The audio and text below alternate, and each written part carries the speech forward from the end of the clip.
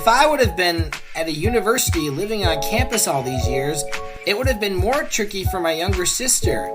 For instance, when my parents went to Kentucky for my mom's birthday, if I was living on campus at university, my sister would have had to miss class.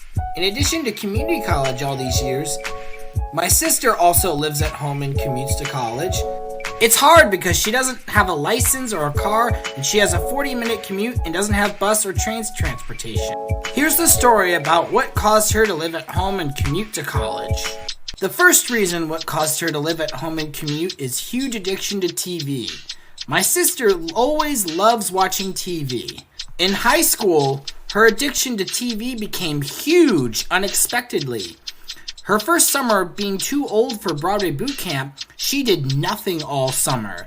She didn't do any summer activities, she didn't do any summer programs, she didn't do any summer school classes, and she didn't get a job at all. Instead, she watched TV on her phone all day, every day, and won't have a life. She doesn't care about anything but screens. The second reason that caused her to live at home and commute to college is huge shyness. My sister has always been a shy person. When high school came, her shyness became huge unexpectedly. Her shyness is extremely tough. She didn't eat lunch at all freshman year. She didn't join any clubs during the activity period and instead sat in the cafeteria and played on her phone rather than did schoolwork. And she sat alone in the cafeteria all the time. She's not only extremely shy to new folks, but she's also extremely shy to even people she knows, even family members. Her huge addiction to TV is bad enough, but her huge shyness has only made it worse. The third reason what caused her to live at home and commute to college is hard friendships she went through.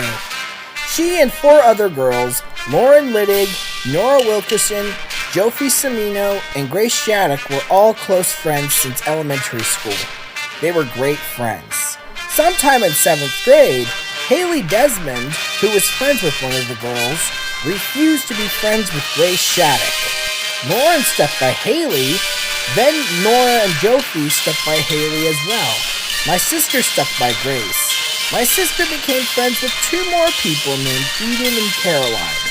In 8th grade, after Lauren, Haley, Nora, and Jofi were all mean to Grace, the middle school did nothing about it, nor teach them you stick by your friends if a mean person isn't treating them right, and friends who grow apart do not respond in a chaotic manner. Grace's mom, who is a lawyer, unfortunately didn't sue Fairfield Public Schools in the right manner. Instead, she sued them so they could pay for Grace to attend a special education school called Spire School. You should never ever go to a special education school just because faculty members in public schools aren't doing their job. It's more reasonable to go to a special education school if there aren't enough teachers to support you in the public schools. Public schools who don't do their job have all the support teachers, and it is illegal for public schools to not do their job, as they need to receive lawsuits, and going to special education school will only make it worse. Grace left Fairfield Public Schools and attended Spire School for high school and never returned to public schools. In addition, Spire School, which is a therapy school for students who have been having social difficulties, wasn't aware that sometimes students have social difficulties because the public schools aren't doing their job. Caroline, in addition, committed to a boarding school in Massachusetts for high school. She wasn't that friends with Eden because her friendship with Eden started after Grace became friends with Eden. So as a result, my sister had no friends in high school. Despite the fact my mom told the high school about the mean girls, the high school didn't change anything. Despite my mom's recommendation to stay away from a person if they only have a problem with you and nobody else, no protective measures were made by the school, and the mean girls still had a right to contact Maeve and talk to her.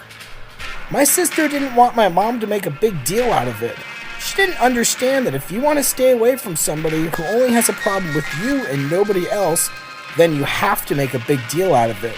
My mom didn't do anything when the high school wasn't doing their job. My sister chose to stay away from the mean girls without getting assistance, nor did she learn about how to deal with being in the same place or area as them. She just thinks that if there is someone who only has a problem with you and nobody else, you can just stay away from them by yourself. In reality, if you want to stay away from somebody who only has a problem with you and nobody else, then you have to get assistance, and you can't do it all by yourself. Staying away assistance includes separation accommodations and or prohibiting that person from talking to you or contacting you through text messages, phone calls, emails, social media, and etc. Because of lack of assistance from staying away from the mean girls, my sister didn't make any new friends at all in high school and instead isolated herself. Her huge addiction to TV and huge shyness have been bad enough, but lack of her having friends because of this has only made it worse.